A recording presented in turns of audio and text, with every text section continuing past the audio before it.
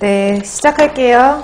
그 다음 거 속도를 좀 높여서 4페이지에 물의 특성 부분 보시면 여기도 많이 다 아시는 부분이긴 한데 화학 시간에도 물에 대해서 배우시잖아요. 그렇죠?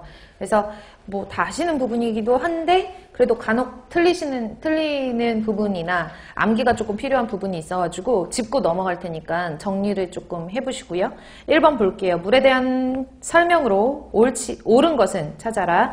1번 보시면 물 분자는 두 개의 수소 원자와 하나의 산소 원자가 109도 각도인가요? 아니죠? 104.5도죠. 104.5도의 각도를 이루고 있다. 물 분자가 비열도 크고 융해열도 크고 기화열도 크잖아요. 알고 계시죠? 걔네들이 그런 물은 다른 물질에 비해서 좀 약간 독특한 성질을 가지고 있는데 그게 무슨 결합 때문이에요? 거의 대부분 수소 결합 때문이에요. 그래서 수소 결합으로 비열이 어때요? 크고 융해열도 크고 기화열도 크다. 대부분이 커요. 그래서 알아두시고 식물 광합성에 수소 공여체로 작용한다. 옳은 설명이에요. 이게 수소 수용체라고도 간혹가다 나오거든요. 그래서 수소 공여체다라는 거 체크해 놓으시고 옳은 것은 그럼 3번이겠죠? 온도가 증가하면 표면 장력 어떻게 돼요? 감소하죠. 그래서 온도가 높아지면 표면 장력이 감소한다라는 것을 흔히 알 수 있는 실생활에서 비누 잘 풀리잖아요. 온도가 높아지면은 물의 표면 장력이 감소하고 비누가 더 거품이 더 잘 나고 잘 풀리는 게 이런 과정이라고 보시면 되죠. 그래서 나머지는 다 고치셨죠. 104.5도, 비열이 크다, 표면 장력이 온도가 증가하면 감소한다 라고 해야 되기 때문에 옳은 것은 3번만 봐두시면 되고요.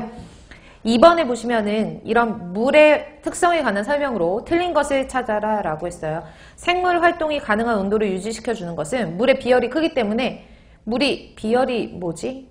어떤 물질 1g을 1도씨 올리는데 필요한 열량을 말하는 거잖아요. 조금 더 자세하게 알려드리면 물이라는 것은 0도에서 1도 올리는 거랑 15도에서 16도 올리는 거랑 20도에서 21도 올리는 거랑 어느 쪽에서 1도를 올리느냐에 따라서 비열이 조금 틀려져요. 그래서 정확한 물의 비열은 물 1g을 14.5도에서 15.5도씨로 1도씨 올리는데 필요한 열량을 말하는 거예요. 아시겠죠? 그래서 물의 비열 같은 경우에 열량이 그만큼 1g을 1도씨 올리는데 필요한 열량이 크다라는 것은 에너지가 많이 필요하다는 거니까 쉽게 뜨거워지고 쉽게 차가워지지 않는다는 얘기죠. 그래서 열을 많이 보유할 수 있다. 그래서 1번은 옳은 설명이고 2번 볼까요?